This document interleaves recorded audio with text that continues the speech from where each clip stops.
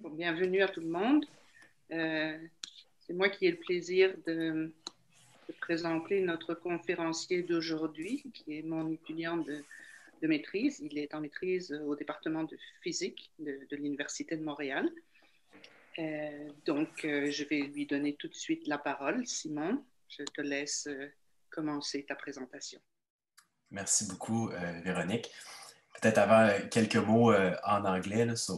Hi, everyone. I just want to recall that I'll be giving the talk in French. The slides are going to be in English, but I encourage you to ask any questions in English if you want, to which I will answer in English as well. Donc, sans plus tarder, aujourd'hui, je voudrais vous parler d'opérateurs d'échelle et d'états cohérents pour des extensions rationnelles du système de Rosen-Morse. Commençons d'abord par un plan de la présentation là, pour décortiquer tout ça.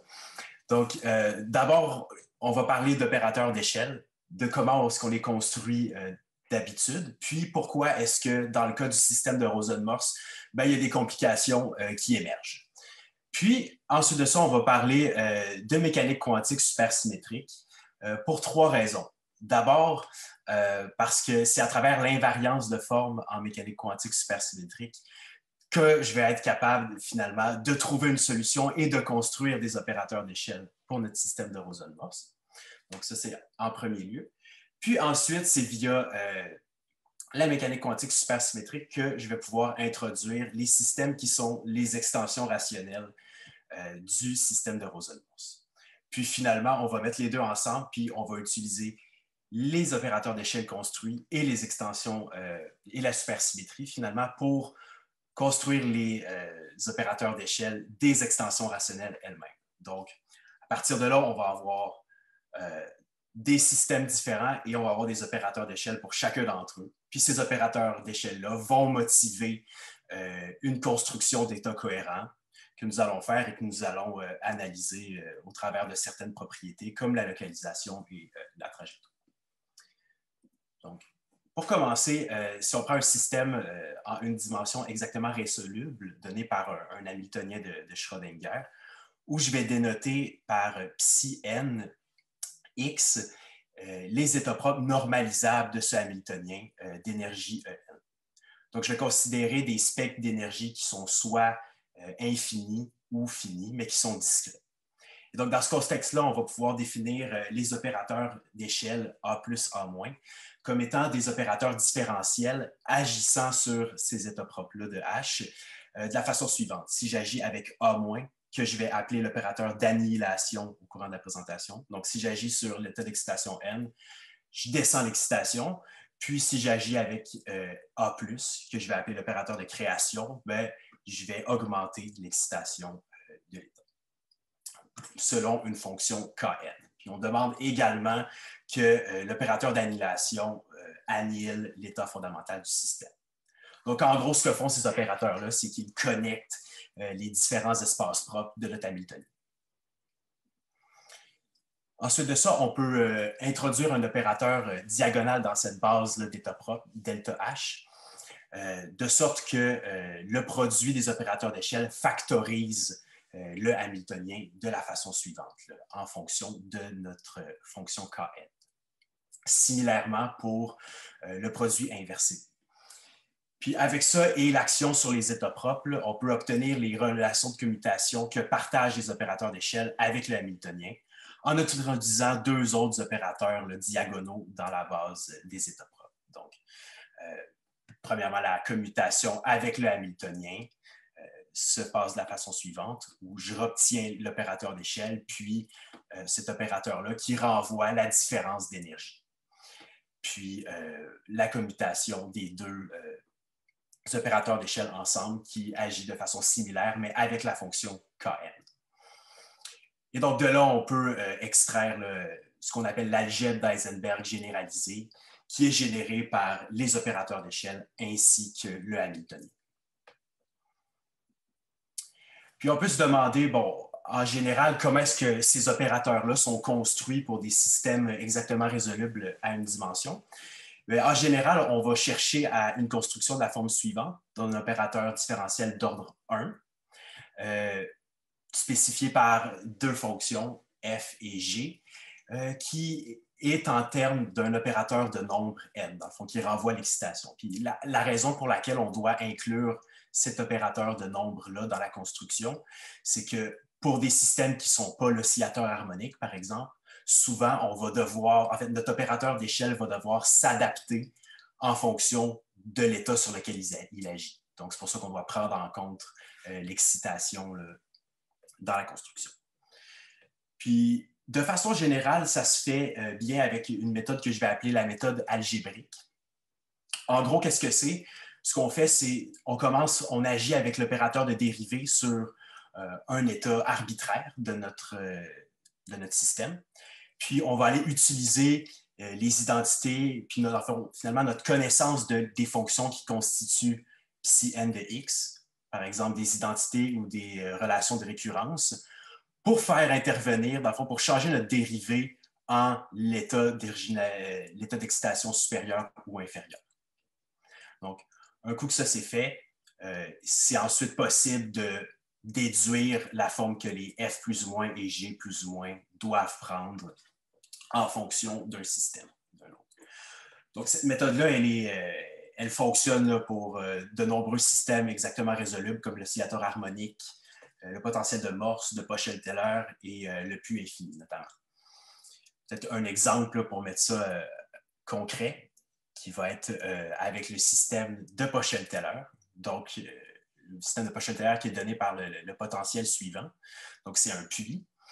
Il admet un nombre fini d'états normalisables qui sont donnés en termes des fonctions de Legendre associées et pour lequel les énergies sont quadratiques en l'excitation. Donc, comment est-ce qu'on construit les opérateurs d'échelle pour ce système-là? Bon, on va commencer. Là, ici, je vais travailler avec la variable z qui est un peu plus naturelle dans ce problème-là, mais on va agir avec la dérivée, grosso modo, puis en utilisant la relation suivante pour les fonctions de Legendre associées, mais on va être capable de transformer notre dérivée en un premier terme qui, via la modification de ce paramètre-là, va être capable d'être associable à l'état d'excitation inférieure. Et donc, en utilisant ça, on va pouvoir réarranger cette expression-là pour obtenir la forme suivante, finalement, qui est un opérateur agit sur notre état d'excitation arbitraire, va nous donner l'excitation inférieure.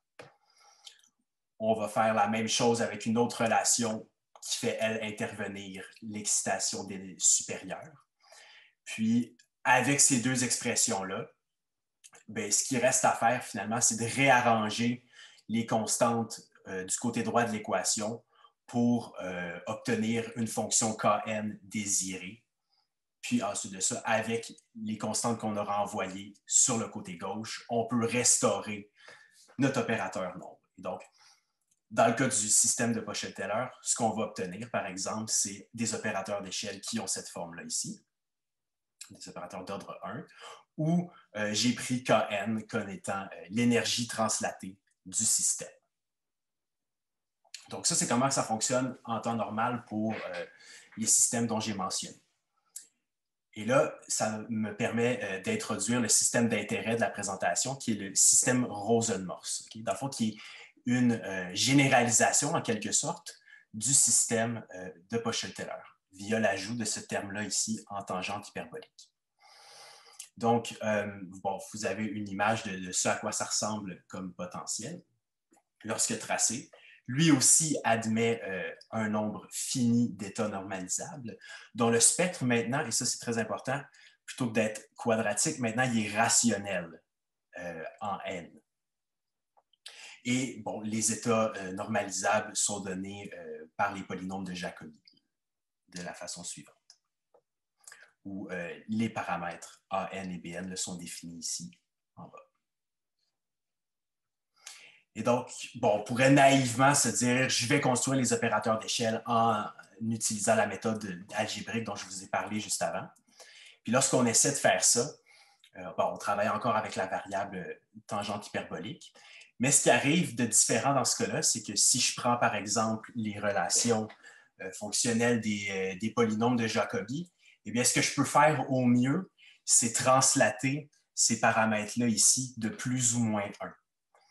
Mais là, ce qui est différent, c'est que par rapport au cas du Pochel-Taylor, c'est que comme ces paramètres-là sont rationnels en n maintenant, et bien cette translation-là de plus ou moins 1, je ne peux pas l'associer à le paramètre, dans le fond, de l'excitation supérieure ou inférieure.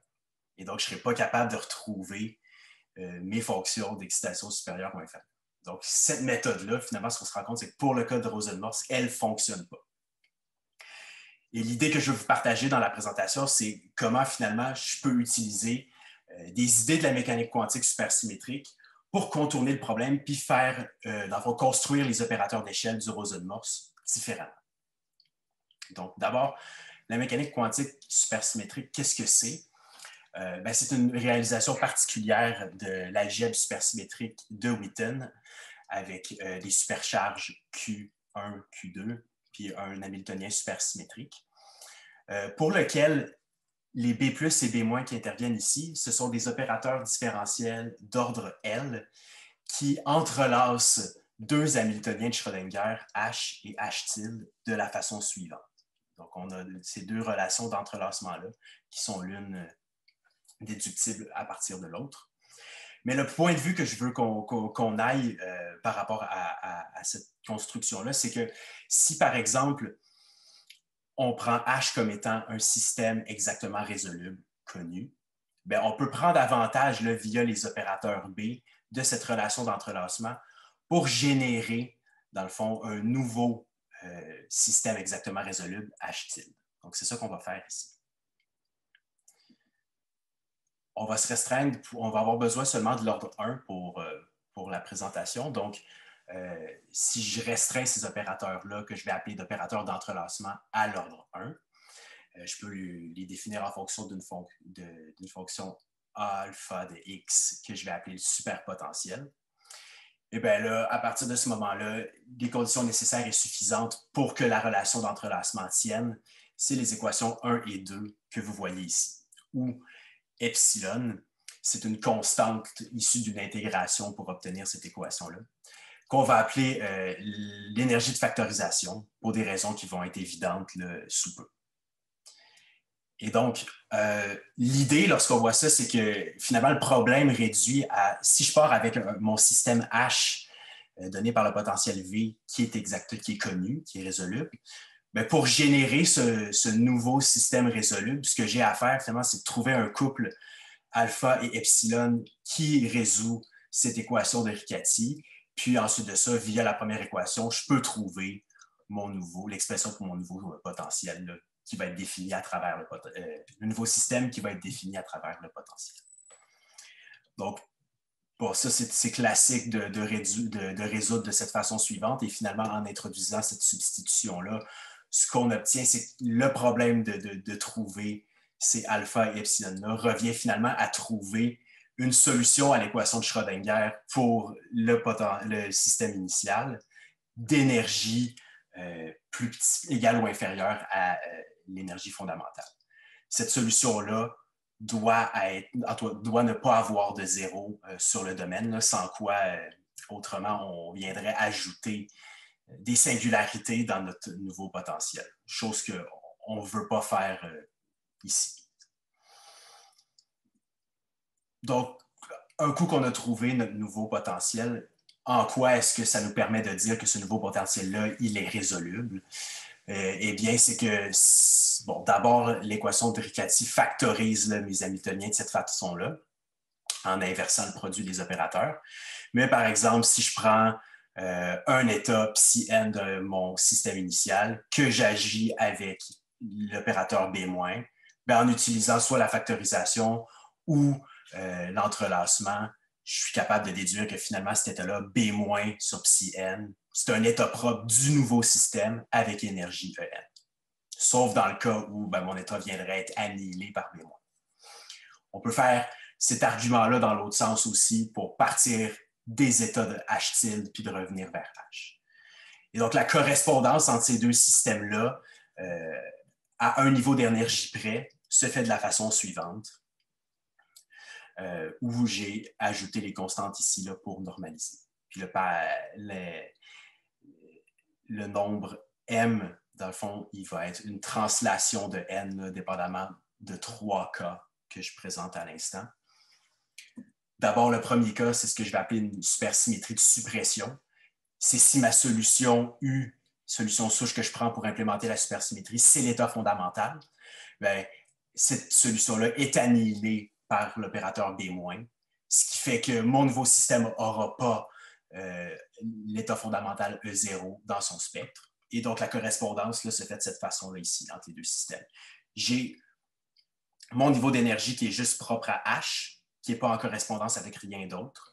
Mais sinon, tous les autres niveaux d'énergie sont en correspondance via action par les opérateurs B- ou B+. Okay? Donc, finalement, le spectre du nouveau système, c'est celui du système initial auquel on a enlevé cette énergie-là fondamentale.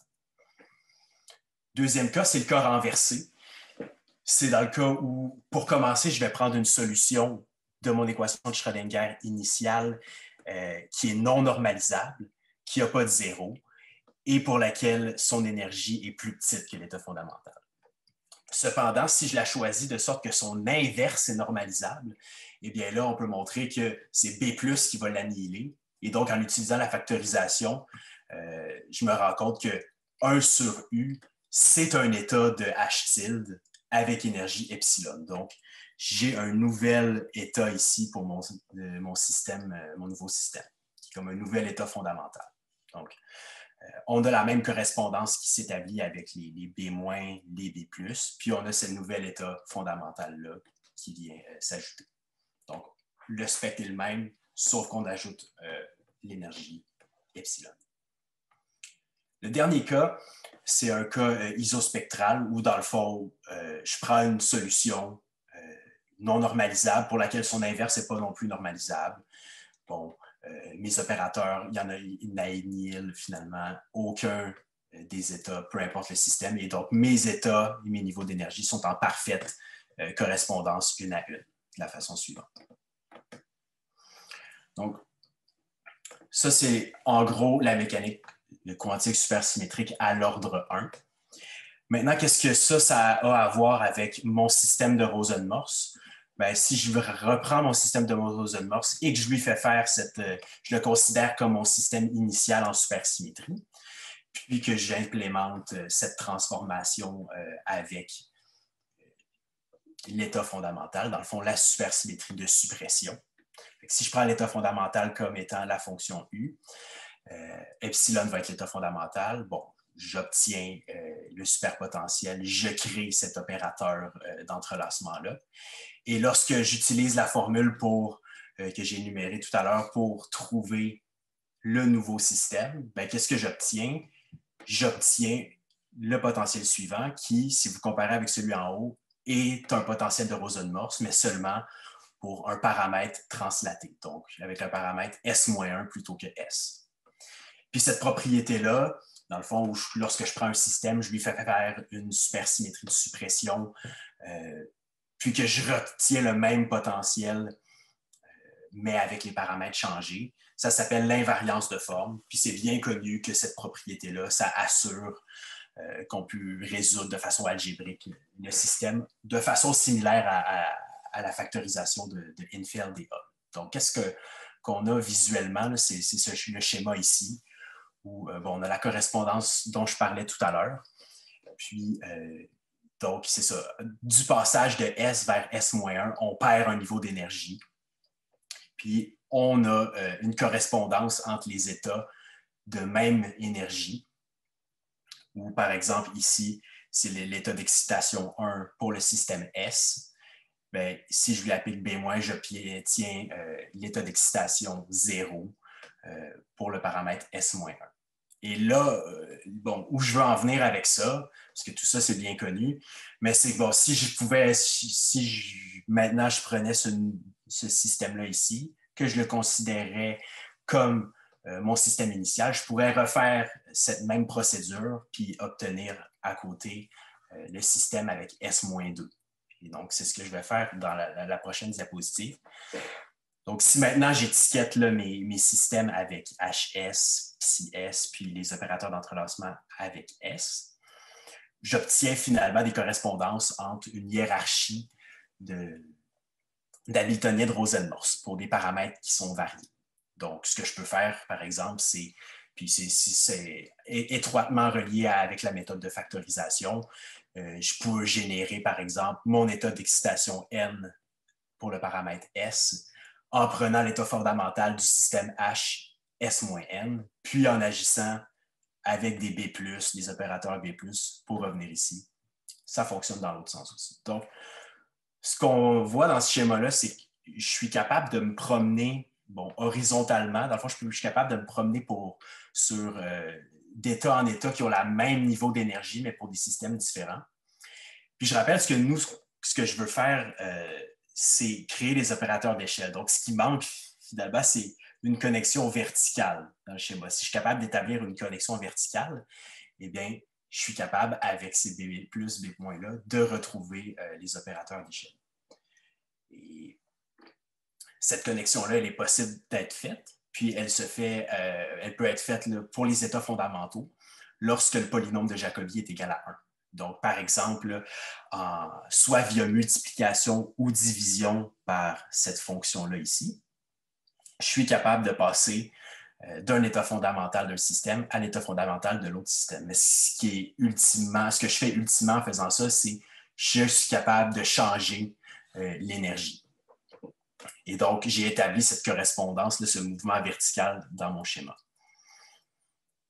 En mettant les deux ensemble, en combinant, c'est comme ça que je vais former mes opérateurs d'échelle pour le système Rosen-Morse.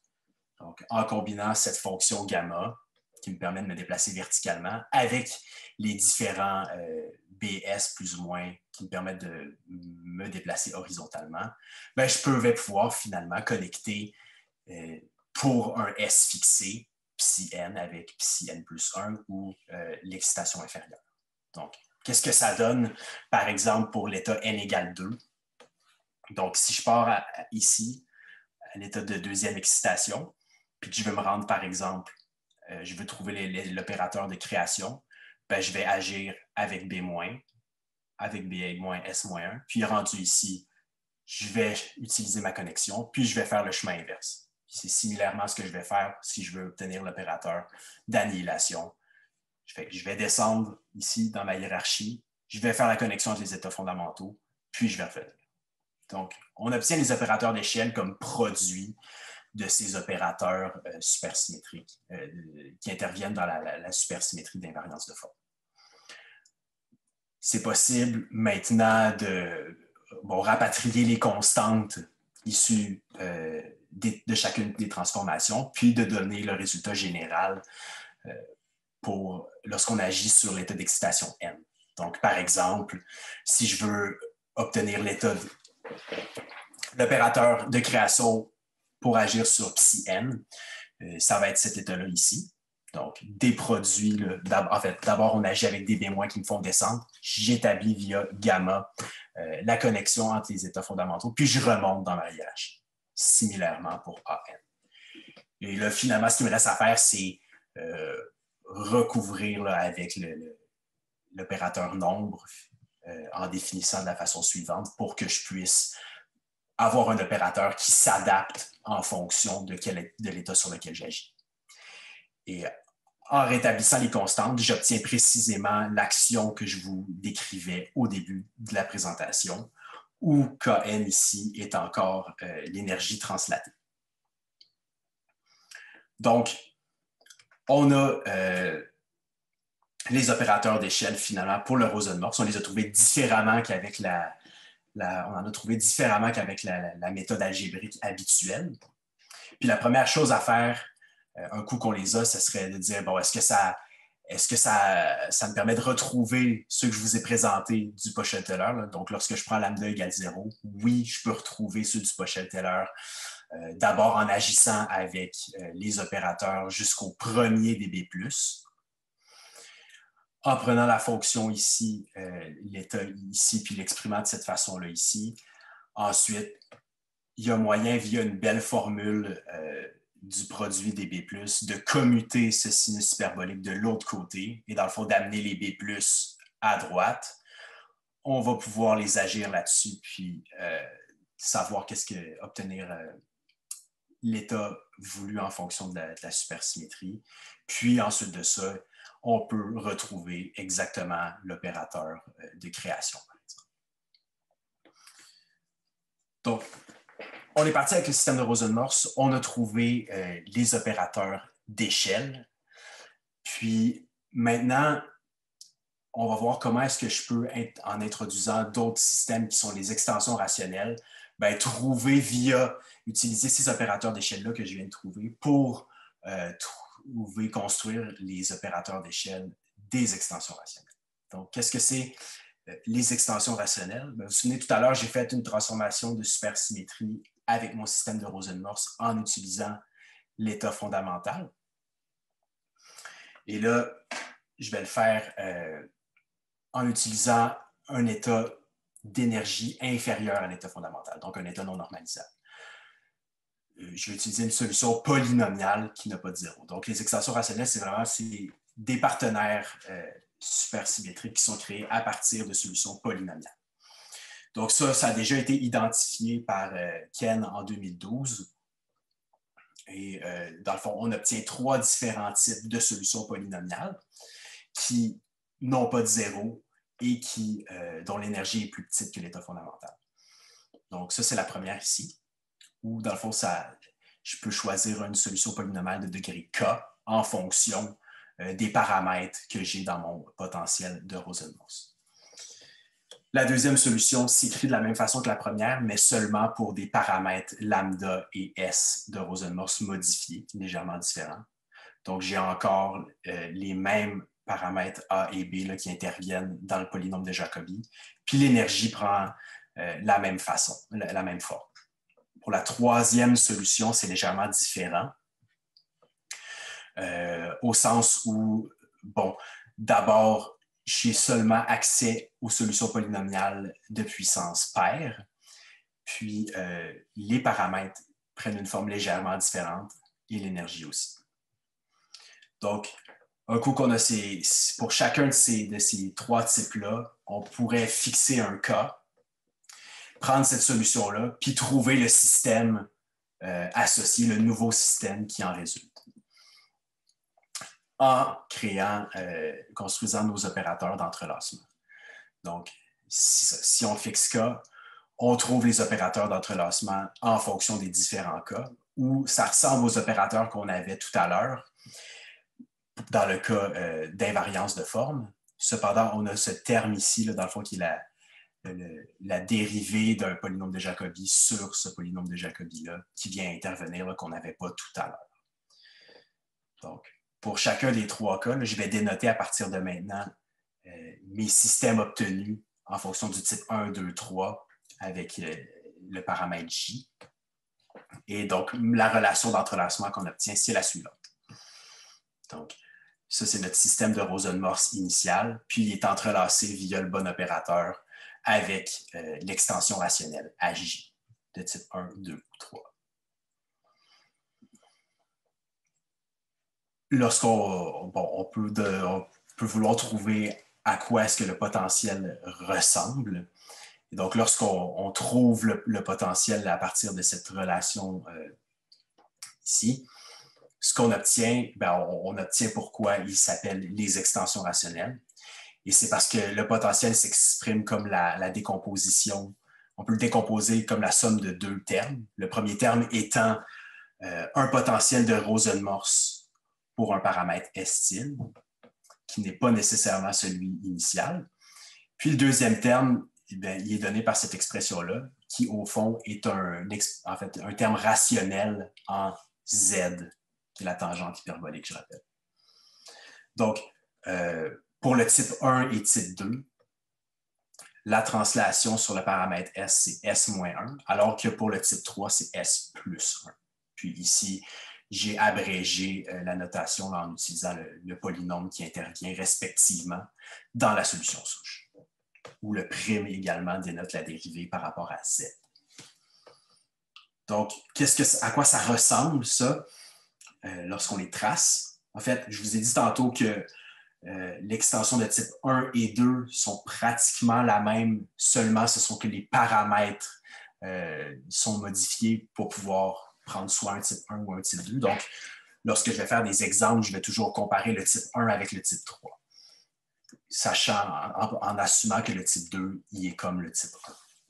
Donc, à gauche, vous avez, dans le fond, la différence entre un type 1, entre le Rosenmorse en rouge, le Rosenmorse initial, puis en bleu, l'extension rationnelle de type 1. Donc, finalement, ça ressemble beaucoup à un potentiel de Rosenmorse. On a les mêmes comportements asymptotiques, mais le puits, le minimum du puits est légèrement modifié. Alors que dans le type 3, eh bien là, on a une modification drastique du potentiel. On vient creuser considérablement le puits, mais tout en gardant le même comportement asymptotique. Donc ici, j'ai pris une solution souche de degré 8 pour le type 1, puis une solution souche de degré, polynôme de degré 2 pour le type 3.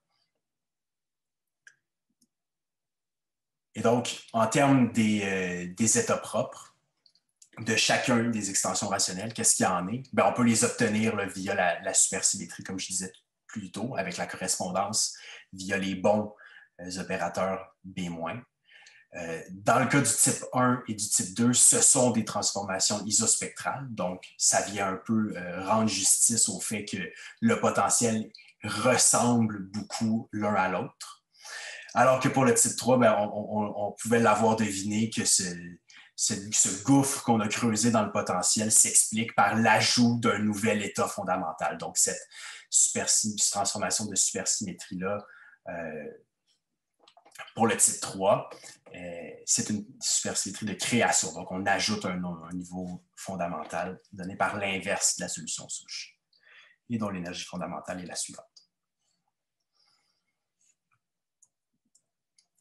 Maintenant, si on veut s'intéresser à comment trouver les opérateurs d'échelle pour ces extensions rationnelles-là, et c'est là qu'on peut utiliser les opérateurs d'échelle A plus, A- qu'on a déjà trouvé pour le Rosenmorse. Donc, je vais dénoter là, par ce A curl les opérateurs d'échelle des extensions rationnelles.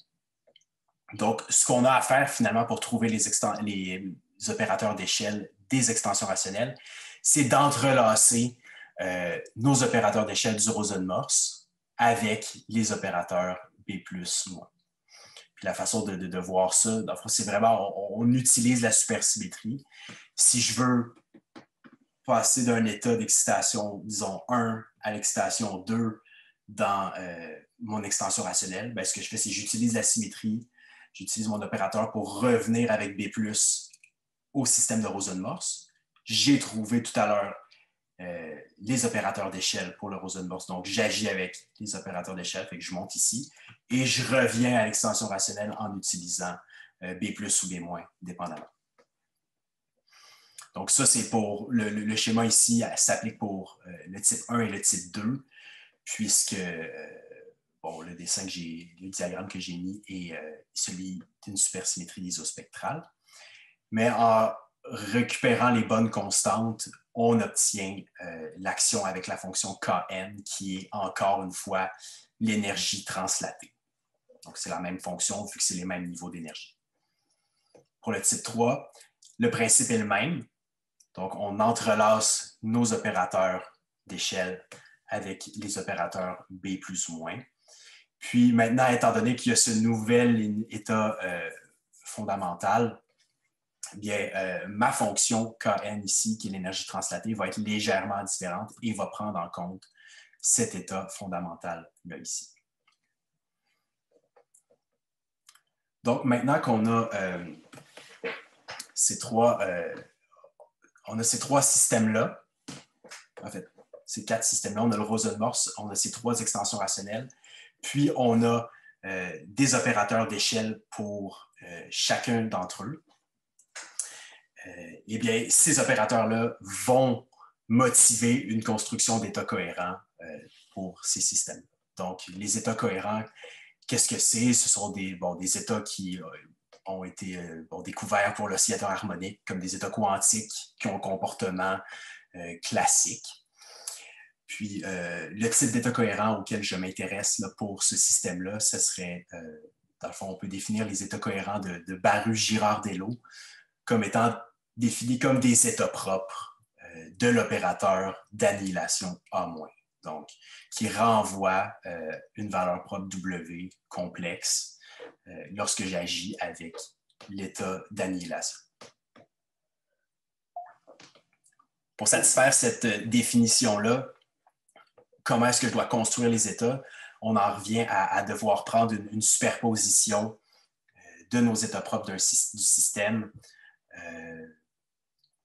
dans le fond, pondérée avec la valeur propre, puis cette fonction ρn qui est finalement le produit des énergies translatées, là, qui, dans le fond, se comporte un peu de façon factorielle. Ici, n assure la normalisation de ces états cohérents. Puis, dans le fond, dans le ρn ici, comme je disais, c'est le produit des fonctions KI qui sont tirées de l'action des opérateurs d'échelle. Donc, maintenant qu'on a ces opérateurs d'échelle-là qui ont été construits avec, de sorte à renvoyer le Kn qui est l'énergie translatée, ça vient motiver une construction similaire d'état cohérent, mais on se rappelle, nous, notre système, son spectre est fini. Donc, on peut étendre cette définition-là en terminant la somme. Okay? Donc, de la même façon, mais en arrêtant la somme à l'état maximal, normalisable. Donc, on obtient là, cette relation ici pour la normalisation. Puis, on va encore prendre notre fonction ρn comme étant tiré, finalement, le produit de la fonction qui émerge dans les opérateurs d'échelle. Et bon, par conséquent, étant donné qu'on a arrêté la somme, ben, les états qu'on va construire de cette façon-là, on dit qu'ils vont être presque des états propres de l'opérateur d'annihilation, au sens où ben, la correction que j'ai besoin d'ajouter ici pour avoir un état propre exact ben, va devenir considérablement petite, même insignifiante, lorsque je considère des paramètres dont le module est plus petit que 1 et lorsque je prends un nombre d'états maximal assez élevé. Là. Donc, dans le fond, ici, la fonction ρn, elle croît beaucoup plus j'augmente en n et similairement, si je prends le module plus petit que 1, donc finalement, les contributions dans la superposition à mon dernier état d'énergie maximale vont être de moins en moins significatives. Donc, on va prendre nos systèmes qu'on a trouvés, puis on fait exactement cette construction-là, que ce soit pour le Rosen-Morse ou pour les 3 extensions rationnelles. Ici, dans ma notation, je vais laisser J pouvoir prendre la valeur S là, pour dénoter l'extension, le Rosen-Morse. Puis, il faut noter que cette construction-là, elle avait été faite, là, spécifiquement cette superposition-là, elle avait été faite pour le cas Rosen-Morse avant qu'on ait les opérateurs d'échelle, mais pas dans le cas des extensions rationnelles. Donc, on a la construction faite de cette façon-là, avec les ρn. Dans le fond, ce qui change d'une construction à l'autre, c'est vraiment le ρ qui est défini par la fonction Kn. Donc, comme Rosen-Morse type 1 et type 2 sont isospectrales, c'est la même fonction. Le type 3, il faut prendre en compte cette énergie ajoutée. Donc, on fait cette construction-là, puis on a ces états cohérents-là, puis on peut analyser là, certaines propriétés. D'abord, en commençant par la convergence de la localisation lorsque je prends un paramètre W qui est de plus en plus petit. Donc, je vous ai dit tout à l'heure, plus je prends un module de W qui est petit, qui tend vers 0, ben plus mes états s'approchent tendre à être des états propres de mon opérateur d'annihilation. Et donc, dans ce contexte-là, on voit que et le type 1 et le Rosen-Morse se localisent grosso modo de la même façon et à peu près à la même vitesse. Puis les différences qu'il y a entre les deux, c'est pratiquement une translation, puis ça peut facilement être justifié ou motivé par le fait que d'un potentiel à l'autre, qu'est-ce qui se passe, c'est qu'il y a une légère translation, une légère modification de où se trouve le minimum du puits. Cependant, ben, lorsqu'on prend les états cohérents de l'extension rationnelle de type 3, et là, c'est différent. Bon, non seulement elles sont beaucoup plus localisées, mais elles localisent beaucoup plus rapidement là, en W.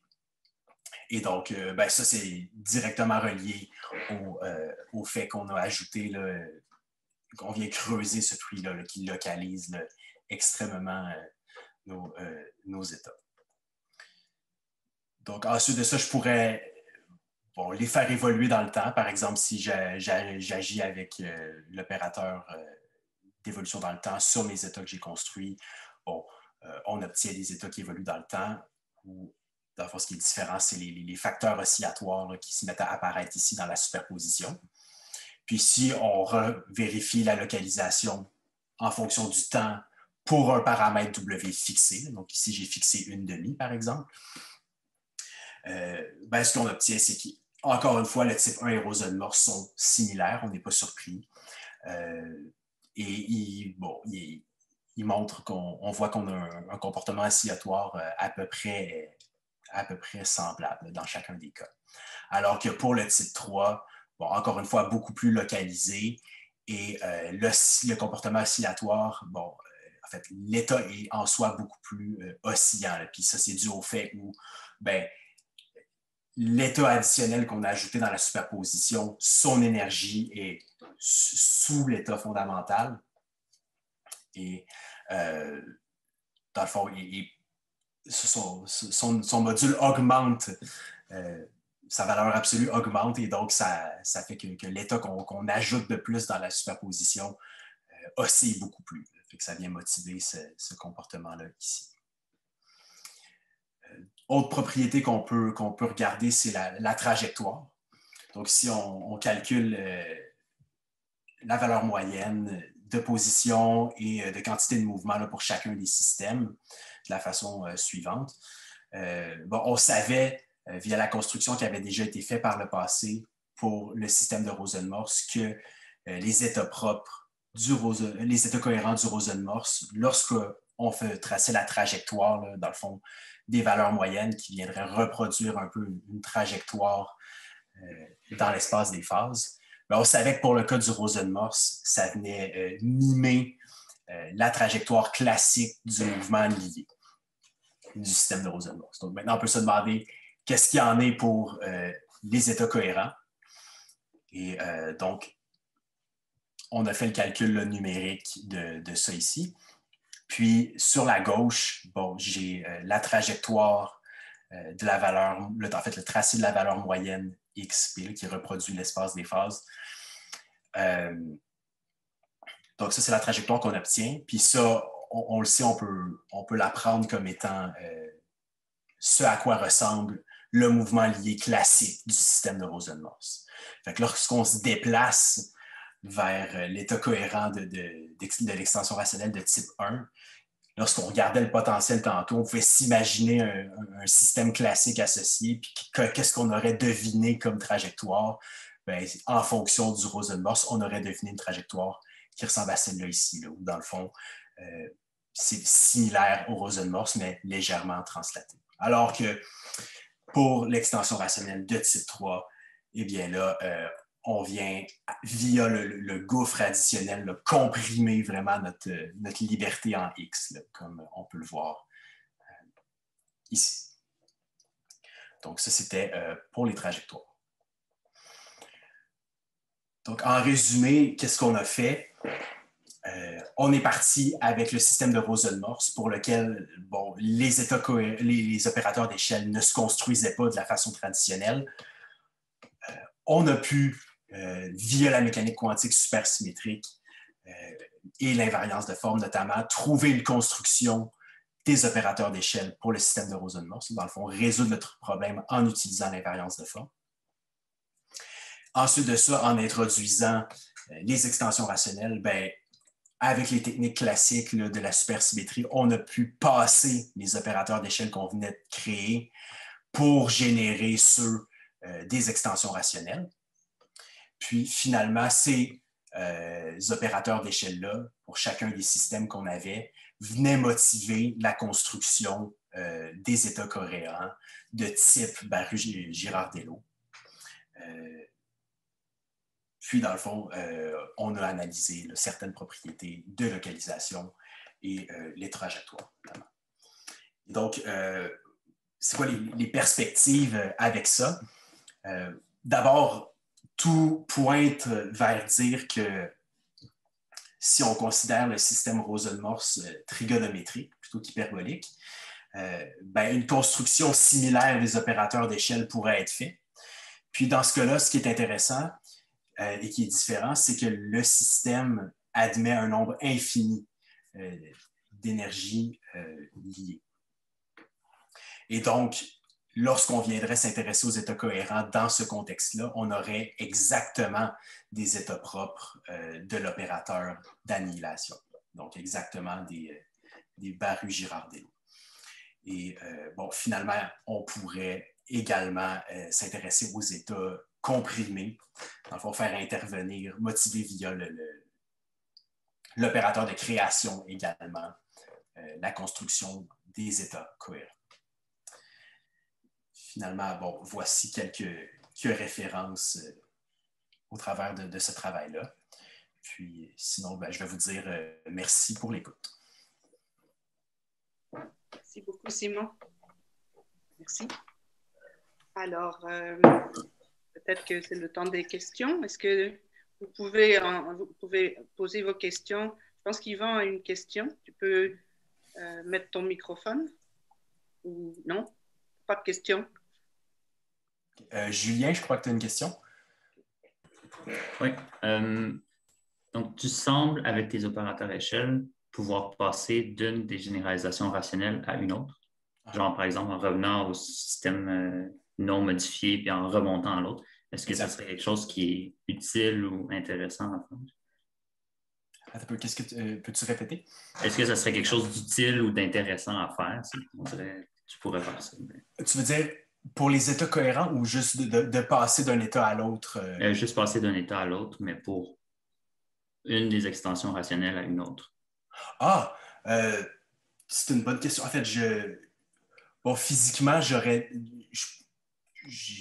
pourrais pas dire pour la pertinence de faire un tel passage. Par exemple, ce qui peut être intéressant aussi, c'est que on sait que ces extensions rationnelles-là, si tu prends, mettons, l'extension rationnelle et que tu refais la supersymétrie sur cette extension rationnelle-là, tu vas obtenir une autre extension rationnelle, mais où, dans le fond, le degré du polynôme va être modifié. C'est comme si les extensions rationnelles en soi, elles sont invariantes de forme. Avec ça, tu pourrais passer d'une extension rationnelle vers une autre, puis tu pourrais faire suivre aussi les opérateurs. Mais d'un point de vue physique, je ne pourrais pas commenter vraiment sur la pertinence de passer d'une extension rationnelle vers une autre en soi, comme ça. Autre question? J'avais juste une petite question pour toi, Simon. Dans la page 35, peux-tu revenir à la page 35? Attends, c'est... Non, celle d'après ou celle avant? OK. Non, celle avant. Celle ici? Oui. En fait, quand tu dis, tu as expliqué que effectivement, tu as un nombre fini d'états que tu superposes pour construire les états cohérents. Et quand j'ai perdu un peu le fil quand tu choisis le S et le lambda, qui est le même pour tous tes potentiels que tu as construits. Ça veut dire que tu as combien d'états dans chacun des cas? Dans ce cas-là, pour des points de vue numériques là, de traçage, ici, ça correspond à 8 cas. 8 cas ici, puis 7 états ici. Puis, mais on peut le faire là, finalement. En fait, ce qui est on peut le faire avec un nombre beaucoup plus élevé d'états également, en choisissant des paramètres différents. Puis, ce qui peut être aussi digne de mention, c'est que si je fixe des paramètres, par exemple, dans le fond, pour des extensions rationnelles de type 1 ou 2, je vais juste avoir une seule valeur de K avec laquelle je peux fonctionner. Alors que via les restrictions sur S et K là, que j'ai présentées lorsque j'ai présenté les solutions polynomiales. Alors que je peux revenir dans le cas de l'extension rationnelle du troisième type. C'était plutôt...